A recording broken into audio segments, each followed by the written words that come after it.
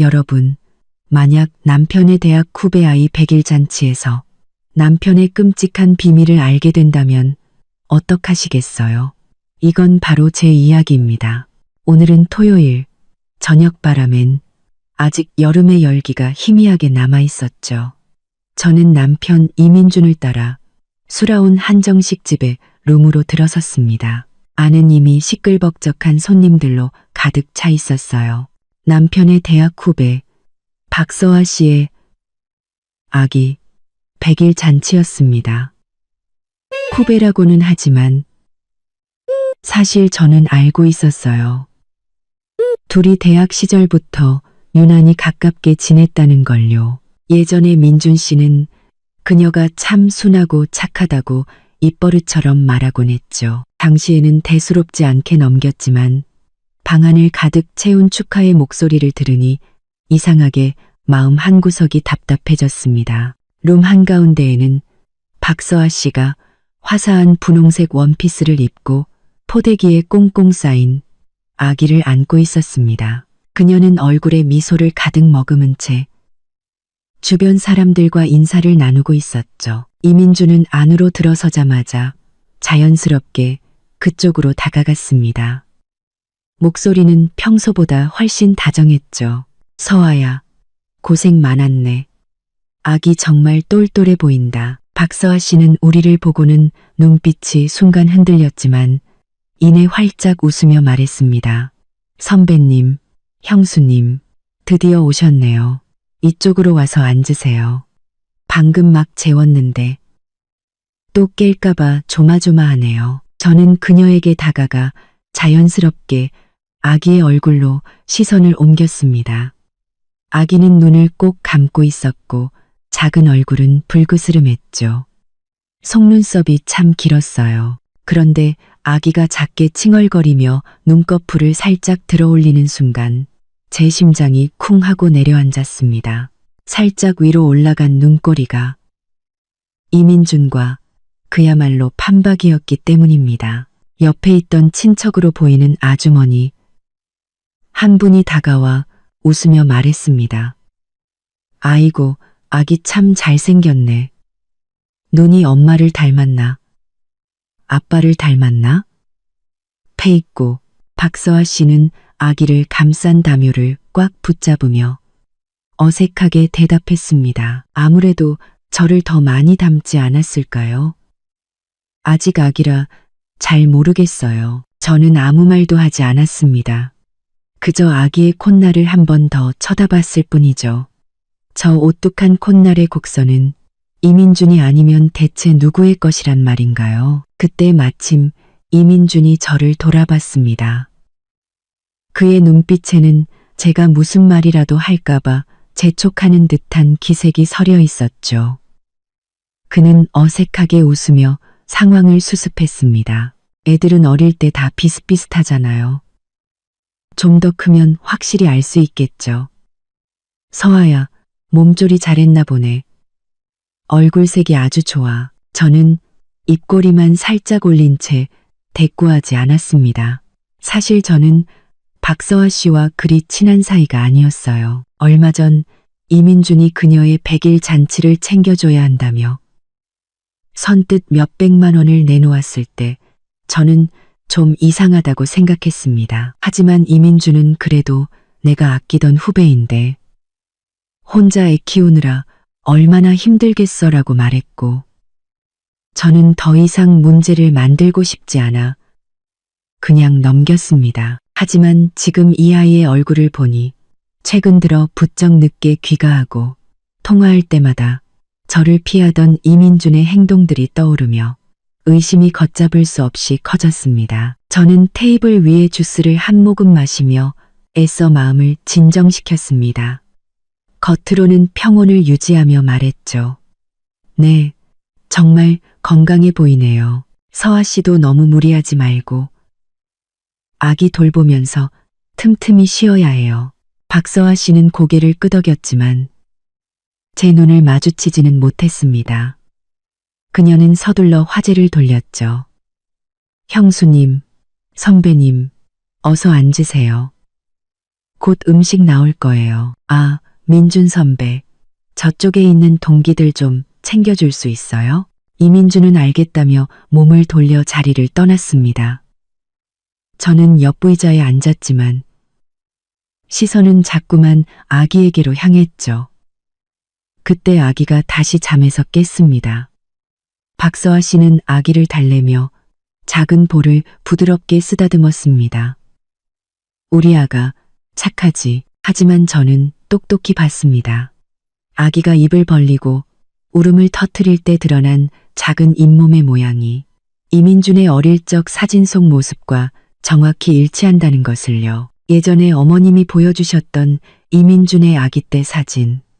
저는 그 모습을 똑똑히 기억하고 있었습니다. 주변 사람들은 여전히 시끌벅적하게 대화를 나누며 축하의 말을 건네고 있었지만 제 마음은 이미 확신으로 가득 찼습니다. 이 아이는 19, 아니 10이면 10. 이민준의 아이였습니다. 하지만 저는 지금 소란을 피울 생각이 없었습니다. 이렇게 사람이 많은 곳에서 일을 벌이면 창피한 건 이민준뿐만이 아니니까요. 저 역시 그런 꼴은 사양입니다. 저는 그저 핸드폰을 꺼내 메시지를 확인하는 척하며 몰래 아기의 옆모습을 사진으로 찍었습니다. 사진을 저장한 뒤 저는 다시 고개를 들어 옆 사람과 아무렇지 않게 대화를 나누기 시작했습니다. 이민준이 앞으로 어떻게 나올지 차분히 지켜볼 참이었습니다. 이민준은 동기들과 잠시 이야기를 나누더니 다시 박서아 씨 곁으로 돌아왔습니다. 그리고는 주변을 살피다 아무도 보지 않는 틈을 타 아기의 머리를 조심스럽게 쓰다듬었죠. 그 눈빛에 담긴 다정함은 최근 저에게서는 좀처럼 볼 수 없었던 것이었습니다. 저는 그 모습을 눈에 담으며 속으로 차갑게 비웃었습니다. 그래, 이민준, 박서아, 어디 한번 끝까지 연극해봐. 그 연극 내가 끝내줄 테니. 따뜻한 음식들이 나오기 시작했습니다. 종업원들이 접시를 들고 분주하게 오갔고 음식 냄새와 술 냄새가 뒤섞여 방 안에 퍼졌지만 저는 아무런 입맛도 느낄 수 없었습니다. 제 눈은 여전히 박서아 씨가 안고 있는 아기에게 향해 있었죠. 방금 본 닮은 눈매가 머릿속을 떠나지 않았습니다. 기회를 봐서 한 번 더 확인해야 했어요. 눈매만으로는 부족했습니다. 혹시나 정말 우연의 일치일 수도 있으니까요. 몇 분 지나지 않아 박서아 씨는 아기를 안고 있는 것이 힘에 부치는 듯 했습니다. 그녀는 팔을 주무르며 옆에 있는 친구에게 투덜거렸죠. 얘가 보기보다 꽤 무거워. 오래 안고 있으니 팔이 너무 아프네. 아까 기저귀 갈 때도 힘이 없어서 혼났어. 그 친구는 웃으며 말했습니다. 네가 워낙 튼튼한 아들을 낳아서 그렇지. 저기 유모차에 잠깐 눕혀두지 그래? 박서아 씨가 막 몸을 일으키려 할 때 저는 재빨리 다가갔습니다. 얼굴에는 적당한 걱정을 담고서 말했죠. 서아 씨, 내가 좀 안아줄게요. 그러다 팔목 나가겠어요. 이제 막 산후조리 끝났는데 무리하면 안 돼요. 그녀는 잠시 망설였습니다. 제게 아이를 맡기고 싶지 않은 기색이 역력했죠. 하지만 주변 사람들이 모두 보고 있는 상황이라 거절할 수도 없었습니다. 결국 그녀는 마지못해 아이를 제게 건넸습니다. 형수님, 얘가 방금 젖을 먹어서 토할지도 몰라요.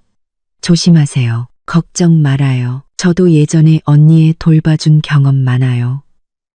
저는 아이를 받아들고 허리를 받친 채 일부러 아이를 감싸고 있던 속사계를 살짝 아래로 내렸습니다. 저는 기억하고 있었습니다.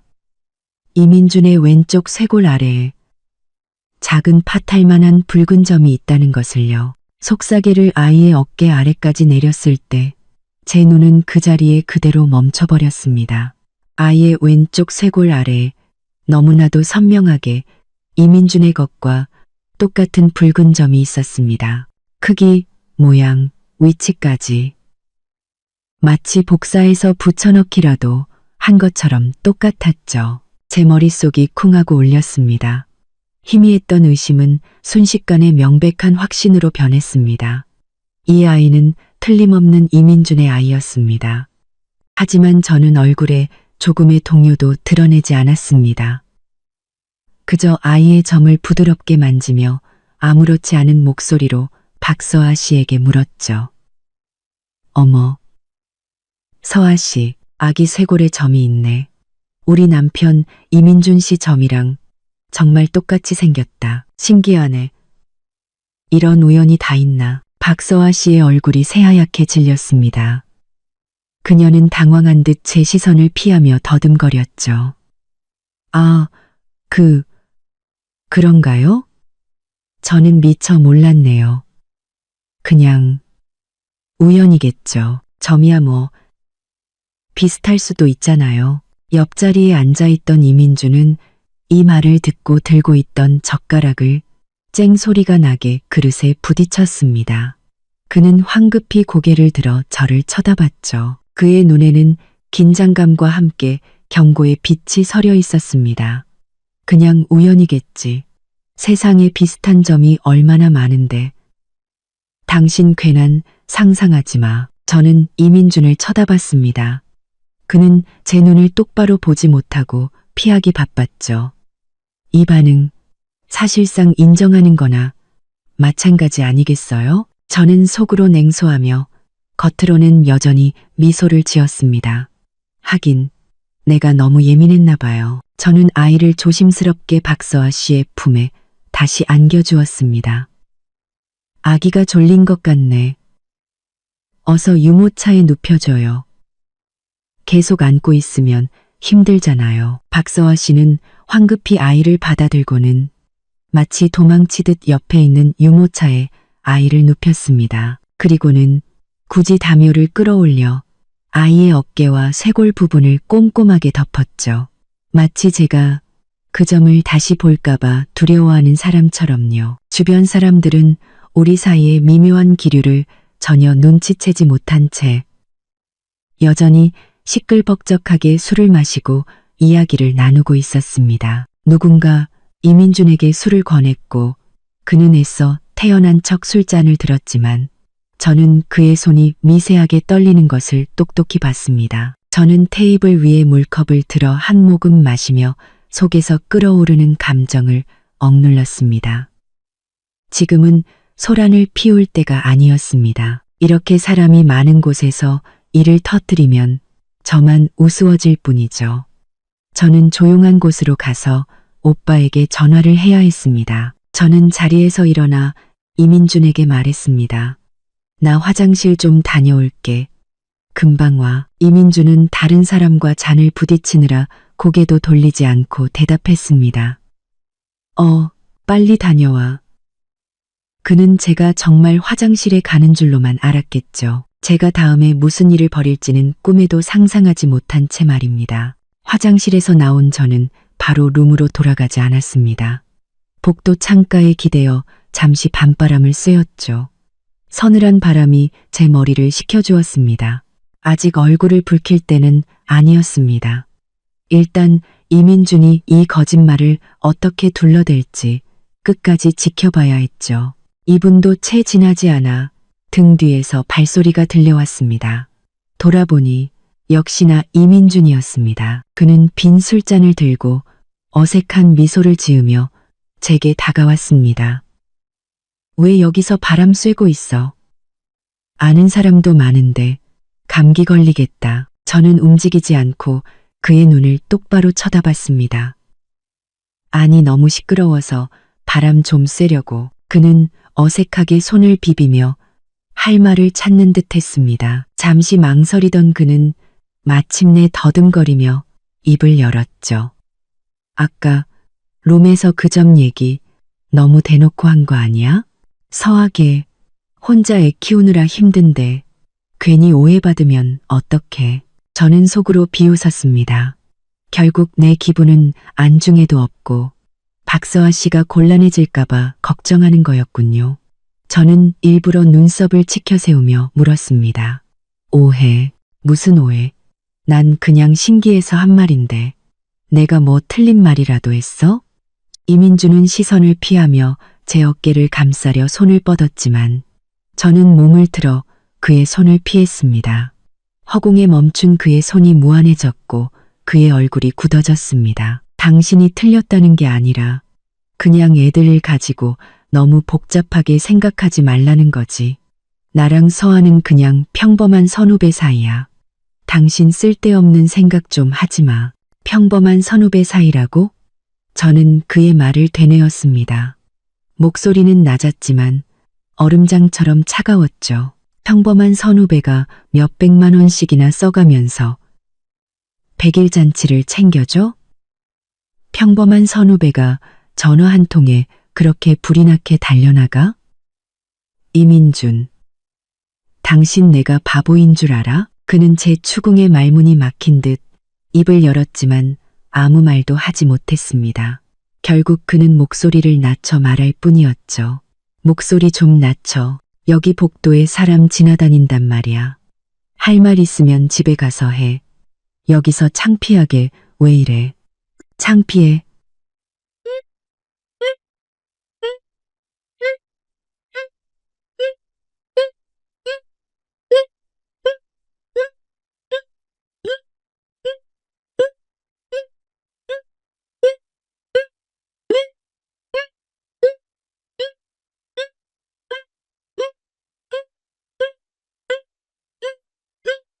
바로 그때 복도 저편에서 발소리가 들려왔습니다.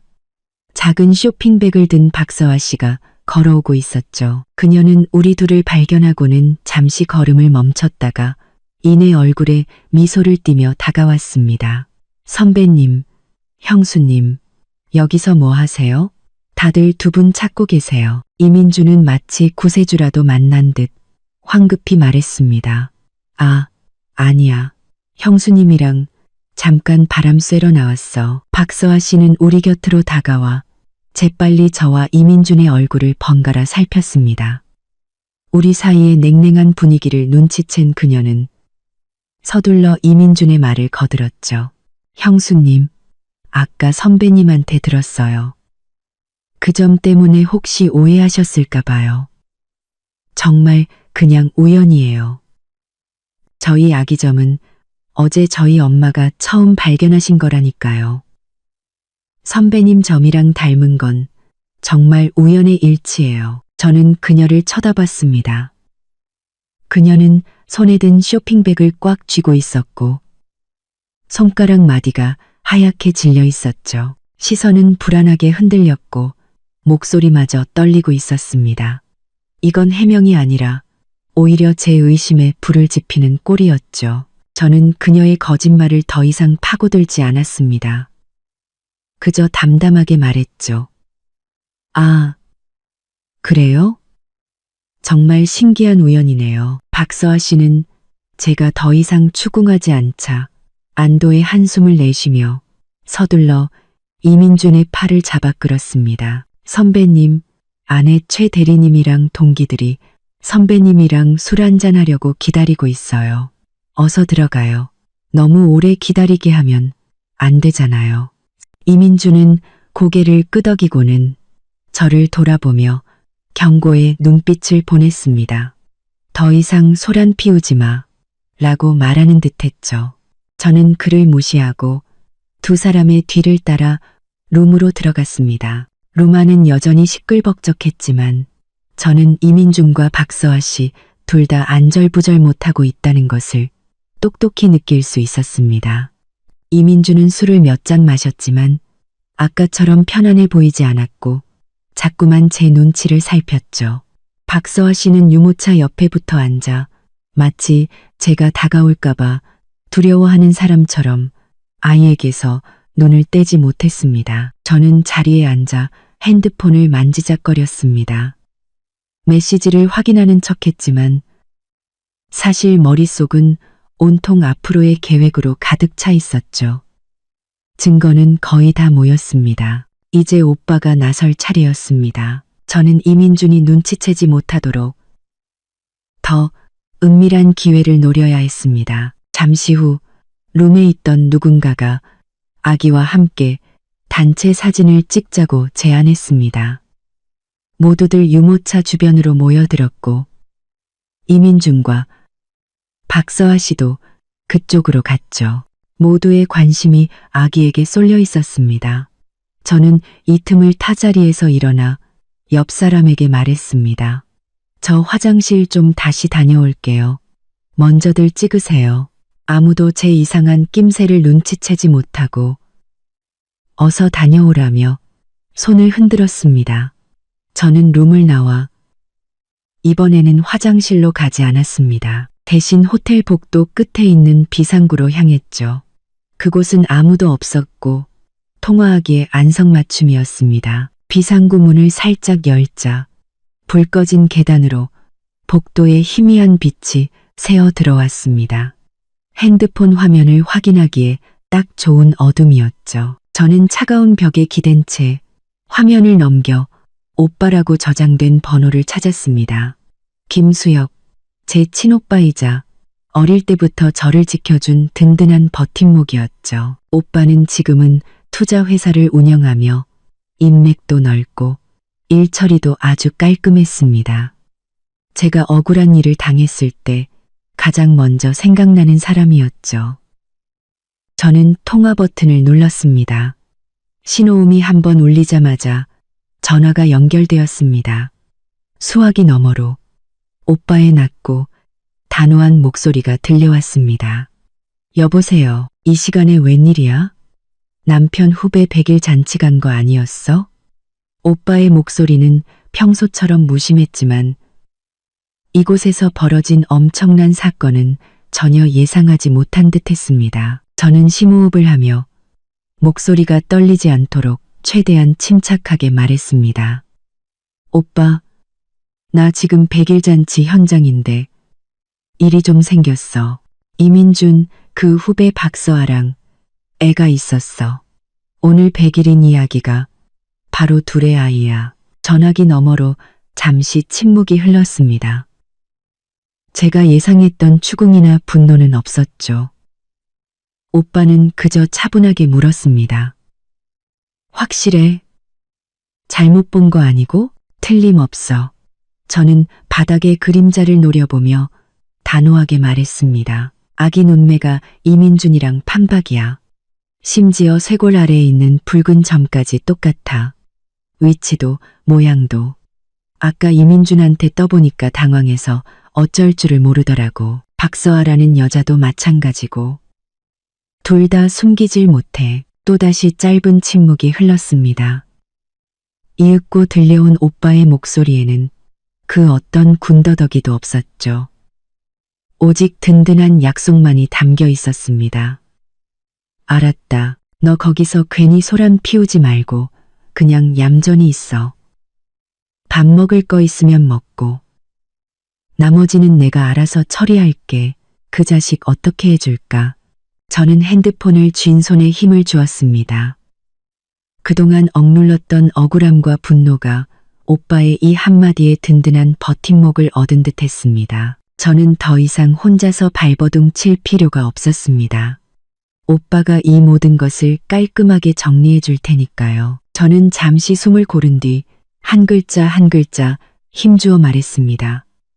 오빠, 시작해줘. 그 사람 자기 회사를 목숨처럼 여기고 돈을 세상에서 제일 중요하게 생각하잖아. 그럼 그 사람이 가장 아끼는 것부터 무너뜨려줘. 나를 배신한 대가가 얼마나 끔찍한지 뼈저리게 느끼게 해주고 싶어. 좋아.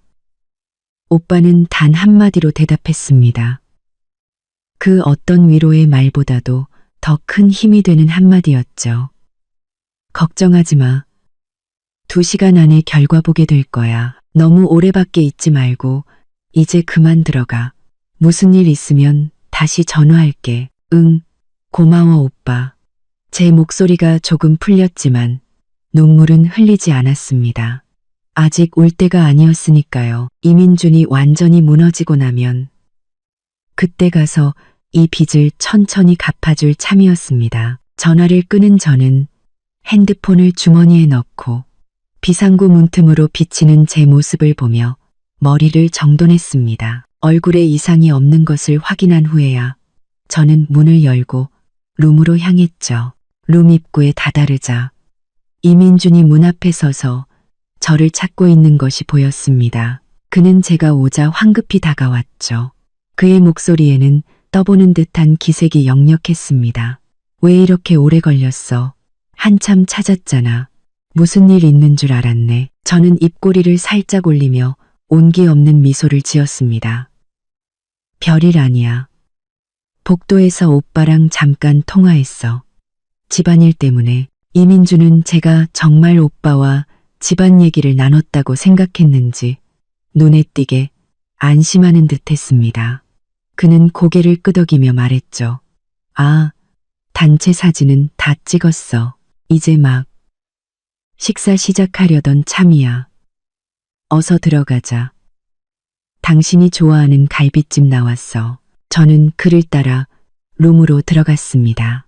박서아 씨가 마침 고개를 들어 저를 쳐다봤고 그녀의 눈에는 여전히 불안감이 서려 있었죠. 제게서 별다른 이상을 느끼지 못하자 그녀는 다시 고개를 숙여 유모차 속 아이의 담요를 덮어주는 척했습니다. 주변 사람들은 여전히 시끌벅적했습니다. 제가 방금 비상구에서 어떤 통화를 했는지 그리고 그 통화로 인해 이민준의 평온한 일상이 곧 산산조각 날 것이라는 사실을 그 누구도 알지 못했죠. 저는 자리에 앉아 젓가락을 들고 갈비찜 한 점을 입에 넣었습니다.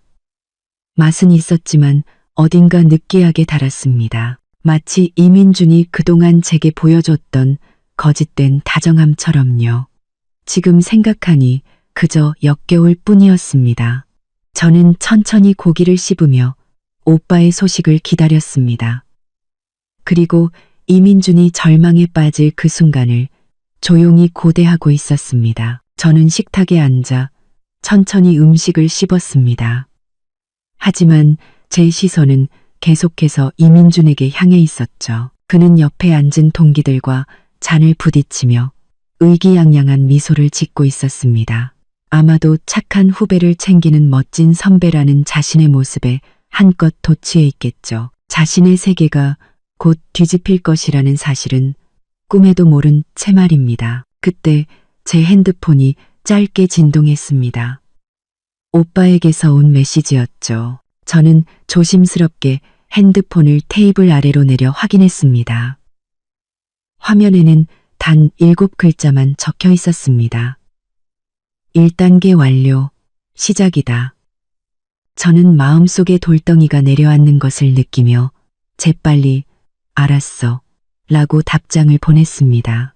그리고는 핸드폰을 주머니에 넣고 아무렇지 않게 식사를 계속했죠. 사실 오빠는 저와의 통화를 끊자마자 단 1초도 지체하지 않았습니다. 당시 회사에서 임원회의 중이던 오빠는 전화를 끊고 옆에 있던 비서에게 무언가 지시한 뒤 회의가 끝나기도 전에 자리를 떴다고 합니다. 차에 올라탄 오빠는 가장 먼저 주거래 은행의 오랜 지인에게 전화를 걸었습니다. 그의 목소리에는 어떤 망설임도 없었죠. 장 부장, 사람 하나만 좀 조회해줘. 이민준. 그 사람 명의의 모든 개인 계좌랑 민준건설법인 계좌. 지금 당장 동결시켜. 사유는 적당히 알아서 만들고 문제 생기면 내가 책임질게. 그 사람 명의의 모든 개인계 책임질게. 전화를 받은 장 부장은 오빠와 오랫동안 함께 일해온 사이였기에 오빠가 허튼 소리를 하지 않는다는 것을 잘 알고 있었습니다. 그는 이유를 묻지 않고 대답했죠. 네, 김 대표님. 걱정 마십시오. 10분 안에 처리하고 연락드리겠습니다. 은행 전화를 끊은 오빠는 곧바로 다른 번호로 전화를 걸었습니다. 이민준의 회사와 3년째 거래 중인 대한건설의 이 사장이었죠. 오빠는 단도직입적으로 말했습니다. 이 사장님, 민중건설과의 건설, 자재 공급 계약, 지금 당장 파기하십시오. 위약금은 저희 회사에서 전액 부담하겠습니다. 앞으로 필요한 자재는 저희 자회사 통해서 이민준이보다 5% 저렴한 가격에 공급해드리죠. 이 사장은 처음에는 망설였습니다.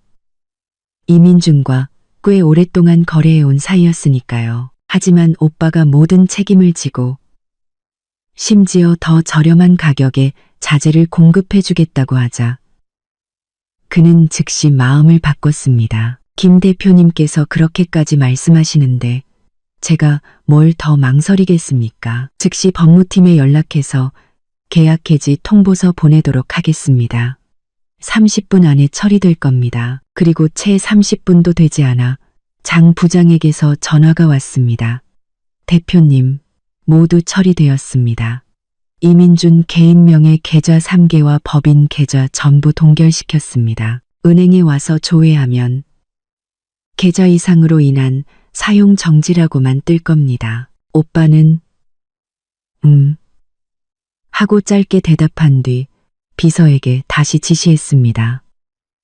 혹시 이민준이 숨겨놓은 다른 계좌나 다른 회사와의 계약이 있는지 전부 다 확인해봐. 그놈이랑 관련된 건 모조리 다 끊어버려. 한편 100일 잔치가 한창인 룸 안에서는 이민준의 핸드폰이 울렸습니다. 회사 직원이 건 전화였죠. 그는 미간을 찌푸리며 룸 밖으로 나가 전화를 받았습니다. 그의 목소리에는 짜증이 가득했죠. 무슨 일이야? 오늘 나 중요한 일 있다고 했잖아. 회사 일은 내일 얘기해. 전화기 너머의 직원은 다급한 목소리로 말했습니다. 사장님, 큰일 났습니다. 회사 법인 계좌가 동결됐어요. 방금 은행에 갔는데 계좌가 이상하다면서 돈을 인출할 수가 없다고 합니다. 그리고 대한건설에서 방금 계약 해지 통보서가 왔습니다. 더 이상 우리랑 거래 안 한다고. 이민준은 잠시 멍해졌습니다. 그는 직원이 무언가 착각했다고 생각했죠. 너 정신 나갔어? 계좌가 왜 동결돼? 은행 시스템에 문제 생긴 거 아니야? 그리고 대한건설은 또 뭐야? 계약 기간 아직 남았는데 무슨 해지야? 다시 한번 똑바로 확인해보고 전화해. 직원은 울먹이며 말했습니다. 사장님, 제가 3번이나 확인했습니다. 은행에서는 계속 계좌 이상이라고만 하고 대한건설에서 온 계약 해지 통보서는 지금 제 메일함에 와 있습니다. 바로 보내드릴게요. 이민준은 전화를 끊고 불안한 마음에 서둘러 메일을 확인했습니다. 아니나 다를까 계약 해지 통보서라는 제목의 메일이 와 있었죠. 내용인즉슨 귀사의 계약 이행 능력에 대한 리스크가 발견되어 상호 간의 계약을 공식적으로 종료한다는 것이었습니다. 그는 곧바로 은행에도 전화를 걸었지만 돌아오는 대답은 직원의 말과 똑같았습니다. 고객님의 계좌는 현재 이상 상태로 사용이 일시 정지되었습니다. 그는 복도에 서서 어찌된 영문인지 생각했습니다.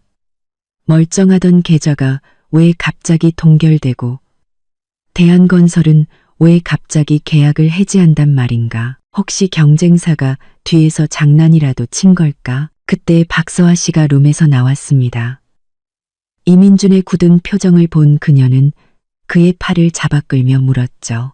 선배님, 무슨 일이에요? 표정이 왜 그래요? 이민준은 황급히 핸드폰을 주머니에 넣으며 애써 태연한 척했습니다.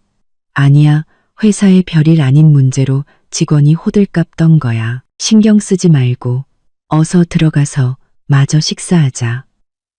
분위기 깨면 안 되잖아. 그는 그렇게 말하며 박서아 씨를 이끌고 룸으로 들어갔지만 그의 발걸음은 아까와는 비교도 안 될 만큼 무거워 보였습니다. 저는 룸 안에서 이민준의 그 모든 표정 변화를 똑똑히 지켜보고 있었습니다. 전화를 받을 때의 짜증, 전화를 끊은 후의 당혹감, 그리고 박서아 씨 앞에서 애써 태연한 척하는 모습까지 그 무엇 하나 제 눈을 피할 수는 없었죠. 다음 날 아침 제가 눈을 떴을 때 이민주는 이미 양복을 차려입고 침대 가장자리에 앉아 있었습니다. 눈가에는 붉은 핏줄이 서려 있는 것이 밤새 한숨도 못 잔 듯 했습니다.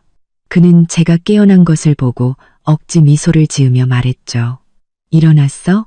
나 오늘 회사에 급한 일이 생겨서 아침은 같이 못 먹겠네. 배달시켜 먹어. 저는 하고 짧게 대답하며 더 이상 묻지 않았습니다. 그가 회사에서 어떤 일을 마주하게 될지 저는 이미 다 알고 있었으니까요. 그의 멋진 쇼를 감상할 일만 남아 있었죠. 그는 제가 추궁하지 않자 안심한 듯 서둘러 서류 가방을 들고 집을 나섰습니다. 물 한 잔 마시지 않은 채였죠. 이민준이 회사 건물 주차장에 차를 세웠을 때 그는 건물 입구에서 직원 몇몇이 수군거리고 있는 것을 발견했습니다. 직원들의 표정은 하나같이 어두웠죠. 그의 심장이 쿵하고 내려앉았습니다. 그는 서둘러 그들에게 다가가 미간을 찌푸리며 물었습니다. 다들 여기서 뭐 하는 거야? 출근 안 하고. 나이 든 직원 한 명이 망설이다 입을 열었습니다. 사장님, 방금 경리부에서 연락 왔는데 회사 계좌가 동결돼서 어제 거래처에 보내야 할 대금을 못 보냈다고 합니다. 거래처에서는 오늘까지 입금 안 되면 더 이상 자재 공급을 안 하겠다고 전화가 왔습니다. 이민준의 심장이 철렁했습니다. 그는 애써 태연한 척했죠. 알았어. 내가 사무실 가서 처리할 테니 다들 자기 자리로 돌아가서 일 봐. 그는 서둘러 사무실로 들어갔습니다. 비서는 이미 서류 뭉치를 든 채 그를 기다리고 있었죠. 그녀의 얼굴은 하얗게 질려 있었습니다. 사장님, 오늘 아침에 받은 계약 해지 통보서들입니다. 대한건설뿐만 아니라 다른 거래처 3곳에서도 계약을 해지하겠다고 연락이 왔습니다. 사유는 모두 우리 회사의 계약 이행 능력이 의심된다는 것이었습니다. 이민주는 서류를 거칠게 빼앗아 들었습니다. 그의 손이 떨리고 있었죠. 이게 어떻게 된 일이야? 다들 우리랑 잘만 거래해 왔는데 왜 갑자기 계약을 해지해? 저도 모르겠습니다. 비서는 울먹이며 말했습니다. 방금 그 회사들 담당자에게 전화를 걸어봤지만 받지를 않거나 위에서 시킨 일이라 어쩔 수 없다는 말만 하고 끊어버립니다. 그리고 은행에도 다시 전화해봤지만 여전히 계좌 이상이라는 말만 반복하고 언제 동결이 풀릴지는 자기들도 모른다고 합니다. 이민주는 의자에 털썩 주저앉았습니다. 어젯밤 직원의 전화를 받았을 때만 해도 그는 그저 작은 문제일 거라고 생각했습니다. 하지만 지금 보니 상황은 그가 상상했던 것보다 훨씬 심각했습니다. 그는 직접 은행 고객센터에 전화를 걸어 법인 계좌번호를 말했습니다. 돌아온 대답은 똑같았죠. 고객님의 계좌는 현재 이상 상태로 사용이 일시 정지되었습니다. 동결 해제 시점은 추후 통보될 예정입니다. 이상 상태라니 무슨 이상 상태요? 이민주는 자신도 모르게 목소리를 높였습니다. 우리 회사 계좌는 아무 문제 없었어요. 어제까지도 정상적으로 거래했는데 왜 오늘 갑자기 이상 상태가 된 겁니까? 뭔가 착오가 있는 거 아니에요? 고객센터 직원은 기계적인 목소리로 대답할 뿐이었습니다. 고객님, 저희 쪽에서는 계좌 이상으로만 확인됩니다. 자세한 사유는 계좌를 개설하신 지점에 방문하여 문의해 주시기 바랍니다.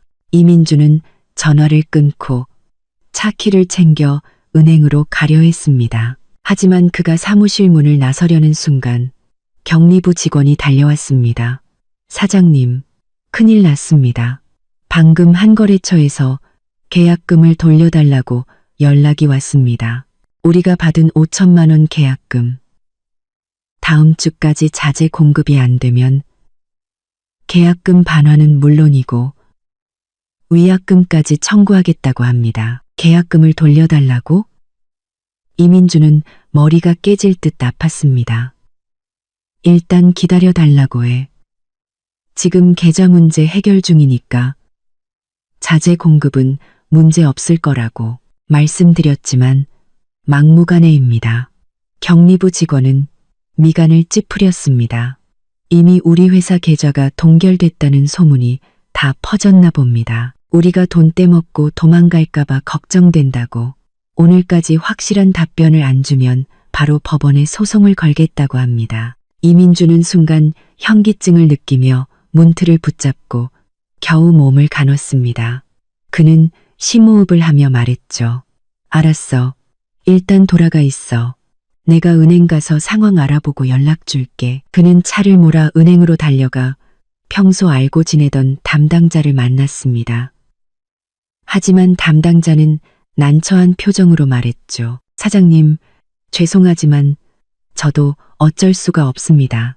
이건 위에서 직접 내려온 지시사항이라 저도 구체적인 이유는 알지 못합니다. 언제 동결이 풀릴지도 알 수가 없고요. 위의 지시라고요?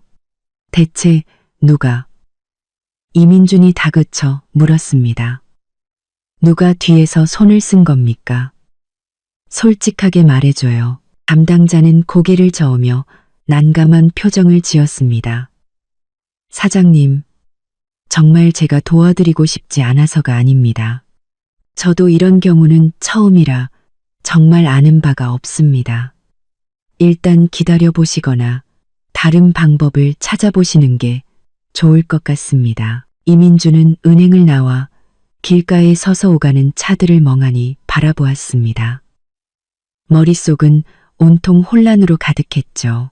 대체 누가 자신을 이렇게까지 궁지로 몰아넣는단 말인가. 그는 사업을 하며 경쟁자가 없진 않았지만 이런 원한을 살 만한 짓은 한 적이 없었습니다. 혹시 장 사장인가? 지난번 프로젝트 입찰에서 그를 이겼었는데 그때 복수하는 건가? 그는 핸드폰을 꺼내 장 사장에게 전화를 걸었습니다. 장 사장은 전화를 받았지만 목소리는 싸늘했죠. 이 사장, 무슨 일인가? 장 사장님, 혹시 은행에 손을 써서 제 회사 계좌를 막으셨습니까? 그리고 거래처들한테 저랑 계약 해지하라고 하신 것도 장 사장님이십니까? 이민주는 단도직입적으로 물었습니다. 장 사장은 비웃음을 터뜨렸습니다. 이 사장, 사람 잘못 짚었네. 내가 그렇게 한가한 사람으로 보이나? 자네 회사에 문제가 생긴 건 자네가 뭘 잘못했는지부터 생각해 봐야지. 그는 그렇게 말하고는 전화를 끊어버렸습니다. 이민주는 핸드폰을 쥔 채 길가에 서서 온몸이 차갑게 식는 것을 느꼈습니다. 이제 정말 어떻게 해야 할지 알 수 없었죠. 계좌는 동결되고 거래처는 떠나가고 고객은 계약금을 돌려달라고 합니다. 이대로 며칠만 더 지나면 회사는 정말 문을 닫게 될 겁니다. 그는 담배를 꺼내 불을 붙이고 깊게 한 모금 빨아들였습니다. 그때 그의 머릿속에 한 가지 생각이 스쳐 지나갔습니다. 혹시 김수혁, 어제 백일잔치에서 아내가 오빠와 통화했었다. 만약 김수혁이 아이의 존재를 알게 되었다면 동생을 끔찍이 아끼는 그의 성격상 자신을 가만두지 않았을 것이다. 하지만 그는 확신할 수 없었습니다. 김수혁이 아무리 능력이 좋다 한들 고작 이런 일로 자신을 이렇게까지 벼랑 끝으로 몰아붙일까? 그는 고개를 저으며 다른 가능성을 애써 떠올려 보았습니다. 그 시각 저는 집 소파에 앉아 오빠가 보내준 메시지를 보고 있었습니다. 그놈 은행 갔다가 허탕치고 지금 길거리에서 담배 피우고 있단다. 꽤나 초조한가 보네. 저는 입꼬리를 올리며 답장했습니다. 알았어 오빠. 고생이 많네. 안드튼 이민주는 길가에서 담배 한 개비를 다 피우고도 여전히 갈피를 잡지 못했습니다. 장 사장이 아니라면 대체 누구란 말인가? 그는 머릿속으로 다시 한번 자신의 주변 사람들을 떠올렸습니다. 그러다 최 사장이 생각났죠. 예전에 정부 발주 공사 입찰에서 그를 꺾고 자신이 계약을 따낸 적이 있었습니다. 그때 최 사장은 두고 보자며 으름장을 놓았었죠. 으름장을 놓았었. 그는 서둘러 최 사장에게 전화를 걸었습니다. 신호음이 한참 울린 뒤에야 전화가 연결되었죠. 최 사장은 귀찮다는 듯이 말했습니다. 여보세요. 이 사장, 무슨 일이야? 나 지금 바쁜데. 이민주는 자세를 낮추고 비굴하게 말했습니다. 최 사장님, 바쁘신데 죄송합니다.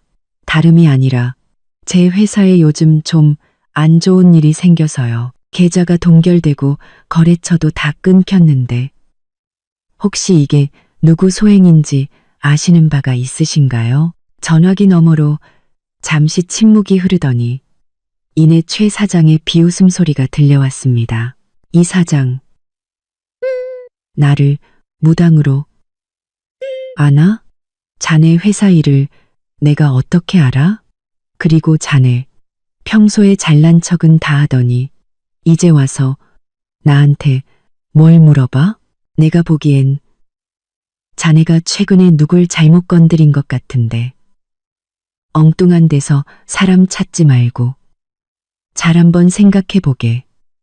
그는 그렇게 말하고는 전화를 끊어버렸습니다. 이민주는 핸드폰을 쥔 채 손을 부들부들 떨었습니다.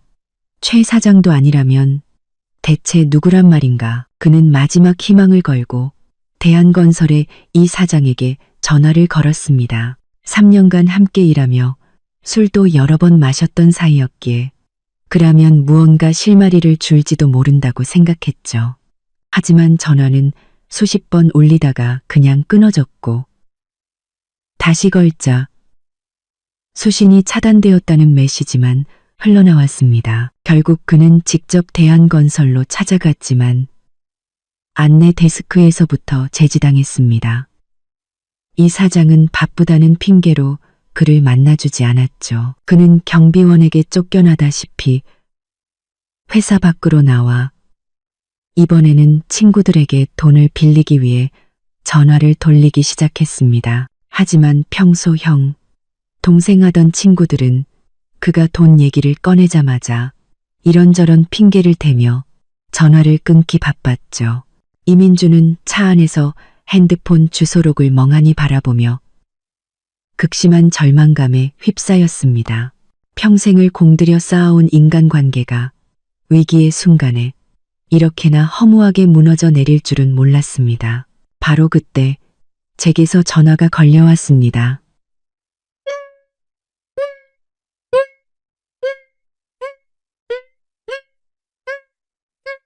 바로 그때 댁에서 전화가 걸려왔습니다.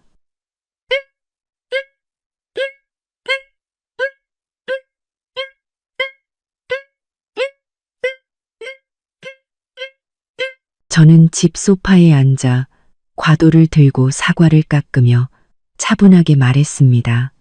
별일 아니야. 그냥 점심때 집에 들어오나 해서 밥 시키려고. 밥은 무슨 놈의 밥. 회사가 망하게 생겼는데 밥이 넘어가? 당신은 태평해서 좋겠네. 이민주는 신경질적으로 소리치더니 이내 무언가 떠오른 듯 의심스러운 목소리로 물었습니다. 혹시 당신 오빠가 한 짓이지? 김수혁. 그 자식이 어제 백일잔치 일로 나한테 복수하는 거 맞지? 저는 속으로 냉소하며 겉으로는 놀란 척했습니다. 무슨 소리야? 우리 오빠가 왜 그런 짓을 해? 어제는 그냥 집안일 때문에 잠깐 통화한 것뿐이야. 그리고 당신 회사 일이 우리 오빠랑 무슨 상관이라고 그래? 당신 너무 예민한 거 아니야? 그 자식이 아니면 대체 누구란 말이야? 이민주는 거의 절규하듯 소리쳤습니다. 장 사장도 최 사장도 아니라고 했어. 그놈 말고 누가 이렇게까지 나를 망가뜨릴 수 있겠어. 저는 담담하게 대답했습니다. 글쎄, 난 모르겠네. 당신 일은 당신이 알아서 해결해. 괜히 우리 오빠 탓하지 말고 나 바쁘니까 이만 끊을게. 저는 전화를 끊고 잘 깎은 사과를 한 입 베어 물었습니다. 참 달콤하더군요.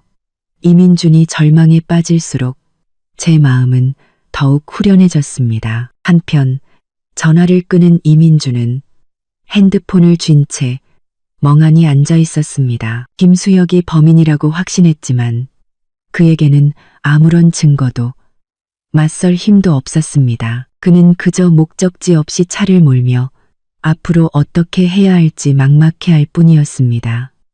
회사가 정말 망하면 박서아와 아이는 대체 어떻게 책임져야 한단 말인가. 저는 집에서 오빠가 보내주는 사진들을 보며 즐거운 시간을 보내고 있었습니다. 이민준이 여기저기서 문전박대당하는 모습이 담긴 사진이었죠. 그때 핸드폰이 카톡하고 울렸습니다. 예전에 추가해뒀던 박서아 씨의 메시지였죠. 형수님, 혹시 민준 선배 어디 있는지 아세요? 전화를 안 받아서요. 저는 눈썹을 치켜세우며 바로 답장하지 않았습니다. 분명 무슨 곤란한 일이 생긴 게 틀림없었죠. 아니나 다를까 제가 답장하기도 전에 그녀에게서 다급한 음성 메시지가 도착했습니다. 메시지를 재생하자 울음 섞인 그녀의 목소리가 흘러나왔죠. 형수님, 혹시 민준 선배 보시면 저한테 꼭 좀 전화해달라고 전해주실 수 있을까요? 정말 큰일 났어요. 저는 그녀를 무시하며 아침에 오빠에게 들었던 이야기를 떠올렸습니다. 이민준이 박서아 씨에게 아이 양육비 명목으로 3천만 원을 몰래 보내줬다는 이야기였죠. 그 돈은 이민준의 개인 계좌에서 빠져나갔고 지금 그 계좌는 동결된 상태였습니다. 3천만 원 역시 꼼짝없이 묶여있을 게 뻔했죠. 아니나 다를까 박서아 씨에게는 이미 큰일이 닥쳐 있었습니다. 그녀는 아침에 일어나 산후도우미를 구하기 위해 핸드폰 은행 앱을 켰습니다. 그녀는 이민준이 보내준 3천만 원이 있으니 당분간은 걱정 없으리라 생각했죠. 하지만 그녀가 마주한 것은 계좌 잔액 0원이라는 충격적인 화면이었습니다. 화면 아래에는 해당 자금의 이체 계좌에 이상이 발생하여 현재 자금 사용이 불가능합니다. 라는 작은 글씨가 적혀 있었죠. 그녀는 은행에 전화를 걸어 자초지종을 물었고 이민준의 계좌가 동결되어 돈을 쓸 수 없다는 청천벽력 같은 소식을 듣게 되었습니다. 그녀는 패닉에 빠져 이민준에게 수십 번 전화를 걸고 메시지를 보냈지만 그는 받지 않았죠. 그녀에게 3천만 원은 유일한 희망이었습니다. 직업도 수입도 없는 그녀에게 그 돈은 생명줄과도 같았죠. 그때 친구에게서 전화가 걸려왔습니다. 백화점에 아기 옷을 사러 가자는 전화였죠. 그녀는 전화를 받자마자 울음을 터뜨렸습니다. 나나야, 나 어떡해. 이민준이 준 3천만 원이 묶였어. 전화도 안 받고 메시지도 안 봐. 나 이제 산후도우미는커녕 분유 살 돈도 없단 말이야. 친구는 잠시 놀라더니 조심스럽게 말했습니다. 서아야, 혹시 이민준 씨한테 무슨 일 생긴 거 아니야? 어제 우리 남편한테 들었는데 민준건설이 곧 망할지도 모른대. 계좌도 동결되고 거래처도 다 끊겼다고 하던데 회사가 망해 박서아 씨의 심장이 철렁 내려앉았습니다. 그녀는 더 이상 희망이 없다고 생각했고 이민준을 찾을 수 없다면 그의 아내라도 만나서 따져야겠다고 결심했습니다. 그녀는 아이를 안고 무작정 집 밖으로 나섰습니다.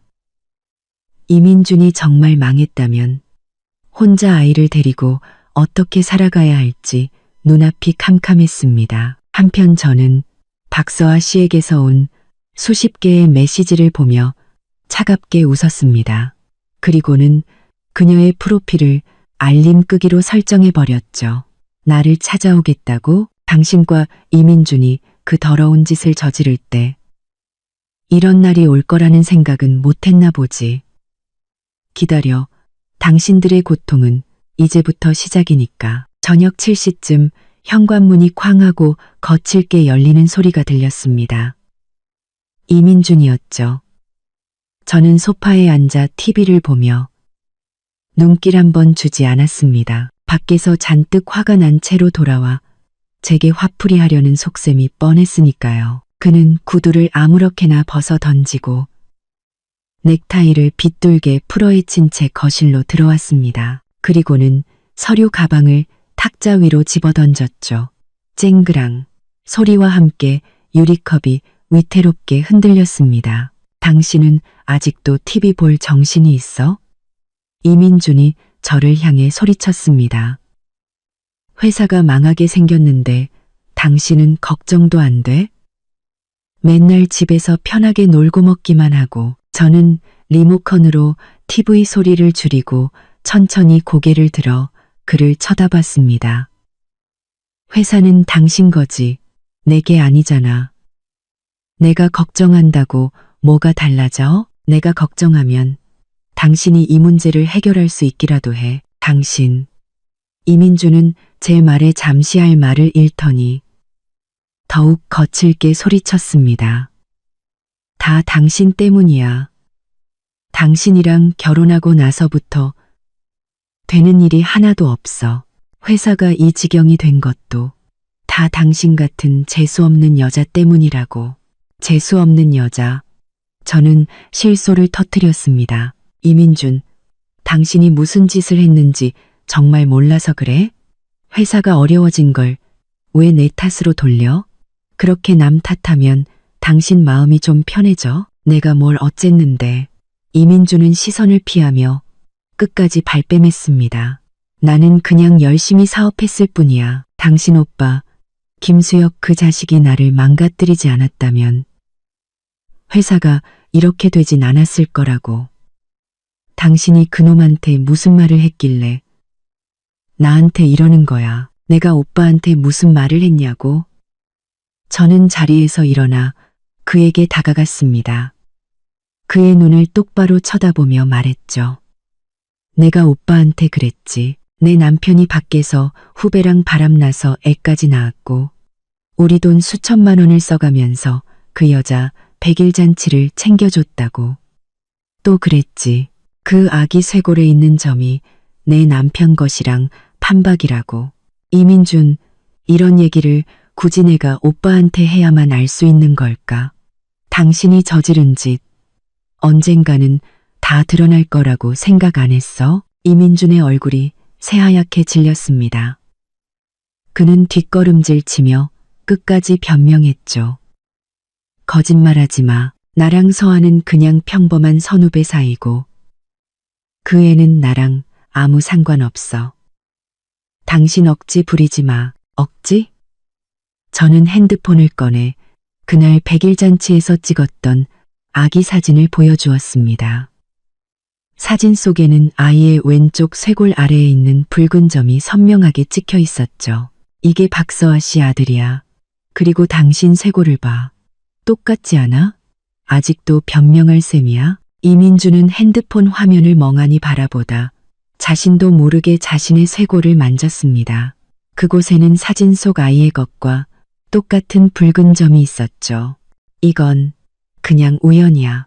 그는 더 이상 힘없는 목소리로 중얼거릴 뿐이었습니다. 우연. 저는 핸드폰을 집어넣으며 냉소했습니다. 이민준. 당신 양심의 손을 얹고 말해봐. 이게 정말 우연이야? 당신이 매달 박서아 씨한테 몰래 돈을 보내고 그녀의 전화 한 통에 불이 나게 달려나가고 100일 잔치에서 그 아이를 나보다 더 다정한 눈으로 쳐다봤던 것도 전부 다 우연이야. 그는 제 추궁에 아무 말도 하지 못했습니다. 그저 주먹을 꽉 쥔 채 얼굴만 불그락푸르락 할 뿐이었죠. 저는 그런 그의 모습을 경멸 어린 눈으로 쳐다봤습니다. 이제 와서 후회돼? 당신이 박서아랑 놀아날 때는 이런 날이 올 줄 몰랐어? 한국고 우리 부부의 공동 재산을 빼돌려서 다른 여자와 그 자식들을 먹여 살릴 때는 회사가 망할 거라는 생각은 못했냐고. 이민준, 당신이 지금 겪는 이 모든 건 전부 당신이 자초한 일이야. 닥쳐. 이민준은 갑자기 소리를 지르며 저를 향해 손을 치켜들었습니다. 하지만 그의 손은 허공에서 멈췄죠. 그는 아마도 지금 이 상황에서 제 오빠의 도움이 절실하다는 것을 깨달았을 겁니다. 감히 저를 때릴 수는 없었겠죠. 그는 손을 내리고 거친 숨을 몰아쉬며 애원하기 시작했습니다. 내가 잘못했어. 당신 오빠한테 말 좀 잘해줘. 제발 나 좀 그만 괴롭히라고. 회사가 망하면 우리 앞으로 어떻게 살아? 우리? 저는 그 단어를 되뇌며 비웃었습니다. 이민준, 당신한테 우리는 박서아와 그 아이 아니었어? 나와 당신은 이미 끝났어. 그런데 내가 왜 오빠한테 그런 부탁을 해야 하지? 저는 그렇게 말하고 소파에 다시 앉아 TV 소리를 키웠습니다. 더 이상 그와 말을 섞고 싶지 않았죠. 이민주는 한참 동안 그 자리에 서 있다가 결국 소파 반대편에 힘없이 주저앉았습니다. 그는 핸드폰을 꺼내 누군가에게 돈을 빌리려 했지만 결국 아무에게도 전화를 걸지 못했죠. 저는 TV를 보는 척하며 오빠의 다음 소식을 기다렸습니다. 오빠는 아침에 제게 말했었죠. 이민준이 회사 자금 일부와 우리 명의로 된 아파트 한 채를 몰래 자신의 부모님 명의로 돌려놓았다고요. 오빠는 오늘 안으로 법원을 통해 그 재산들을 모두 압류할 것이고 그에게는 어떤 도망칠 구멍도 남겨두지 않을 것이라고 했습니다. 역시나 30분도 채 지나지 않아 이민준의 핸드폰이 미친 듯이 울리기 시작했습니다. 발신자는 엄마였죠. 그는 짜증 섞인 목소리로 전화를 받았습니다. 엄마, 왜? 나 지금 죽을 것 같으니까 나중에. 하지만 전화기 너머에서는 그의 어머니 장미란 여사의 울음 섞인 목소리가 들려왔습니다. 민준아, 빨리 좀 와봐. 집에 이상한 사람들이 들이닥쳐서 우리 집이랑 내 아빠 통장에 있는 5억 원을 압류한다고 난리야. 이민준은 소파에서 벌떡 일어났습니다. 뭐라고요? 집이랑 돈을 압류한다니 그게 무슨 소리예요? 몰라. 법원에서 왔다고 서류까지 들고 와서 문에 빨간 딱지를 붙이고 있단 말이야. 내 아빠는 저 사람들이랑 싸우다가 혈압 올라서 쓰러지기 직전이야. 빨리 좀 와. 이민주는 전화를 끊고 새하얗게 질린 얼굴로 재킷을 집어들고 밖으로 뛰쳐나갔습니다. 그는 제 옆을 지나치며 저를 죽일 듯이 노려봤죠. 전부 당신 오빠 짓이지. 김수혁. 그 악마 같은 자식. 저는 눈도 깜빡하지 않고 차갑게 말했습니다. 당신이 재산을 빼돌린 게 잘못이지. 누굴 탓해? 다 당신이 받아야 할 벌이야. 그는 더 이상 저와 싸울 힘도 없는 듯 문을 거칠게 열고 사라졌습니다. 저는 오빠에게 메시지를 보냈죠.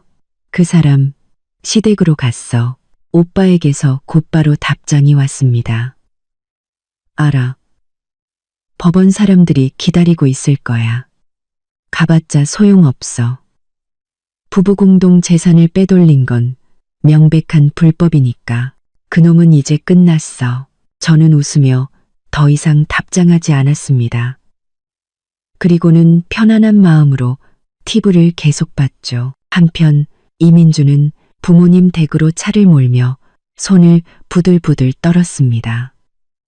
그 집과 5억 원은 그가 만약의 사태를 대비해 숨겨놓은 마지막 비상금이었습니다. 그런데 이제 그것마저 모두 잃게 된 것이죠. 그가 부모님 댁 아파트 단지에 도착했을 때 그는 이미 현관 앞에 모여있는 수많은 이웃과 집문에 압류 딱지를 붙이고 있는 법원 집행관들을 발견했습니다. 그의 어머니는 계단에 주저앉아 울고 있었고 아버지는 집행관에게 거칠게 항의하고 있었죠. 멈춰. 당신들 뭔데 남의 집에 이래. 이민주는 소리치며 달려가 집행관을 밀쳤습니다. 집행관은 미간을 찌푸리며 서류를 그의 눈앞에 내밀었습니다. 이민준 씨, 맞으시죠? 법원에서 발부한 재산 압류 결정문입니다. 귀하께서 배우자 동의 없이 부모님 명의로 이전한 부동산과 예금은 부부 공동 재산 은닉 행위로 간주되어 법에 따라 적법하게 압류 조치되는 것입니다. 이민주는 서류를 빼앗아 갈기갈기 찢어버렸습니다. 무슨 공동 재산? 이 집은 내가 산 거고 돈도 내가 번 거야. 당신들 마음대로 압류할 수 없어. 전동 재산, 내가 당신들 다 고소할 거야. 선생님, 법 집행을 방해하시면 공무집행방해죄로 현행범 체포될 수 있습니다.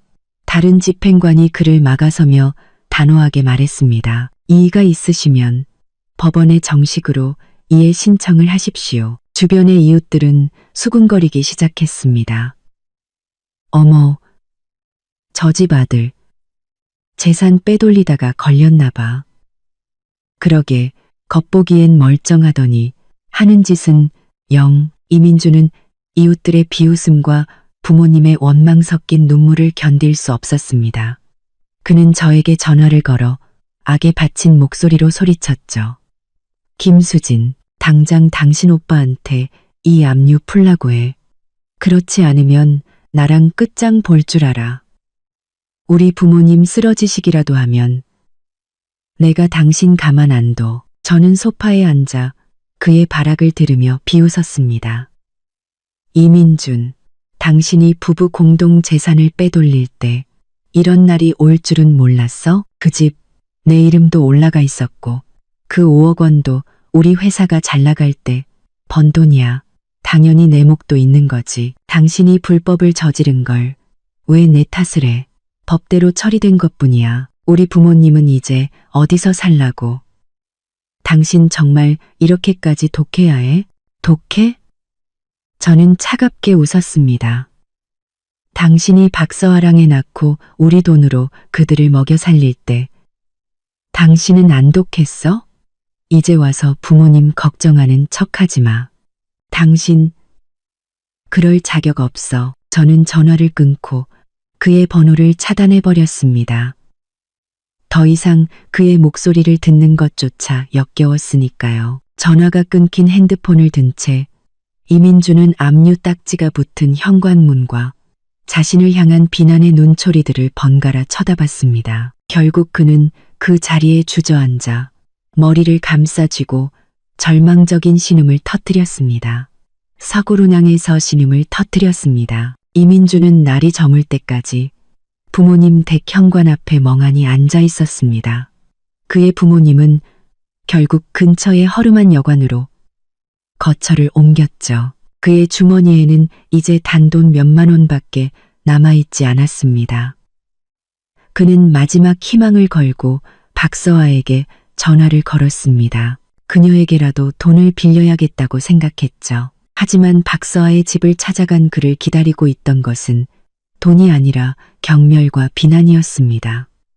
돈을 빌려달라고? 당신이 준 3천만 원이 묶여서 나도 지금 분유 살 돈도 없어.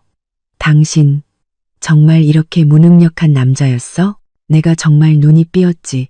당신 같은 사람을 믿고 아이까지 낳다니. 두 사람은 서로에게 책임을 떠넘기며 크게 다퉜고 결국 이웃의 신고를 받고 출동한 경찰에 의해 쫓겨나다시피 집에서 나와야 했습니다. 그날 밤 이민주는 술에 취해 비틀거리며 집으로 돌아왔습니다.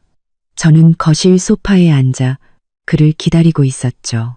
이제 이 지긋지긋한 관계에 마침표를 찍을 시간이었습니다. 저는 그의 앞에 이혼 서류를 내밀었습니다. 이민준, 우리 이혼하자. 그는 충격받은 얼굴로 저를 쳐다봤습니다. 이혼? 내가 이렇게 힘든데 나를 버리겠다고? 버려?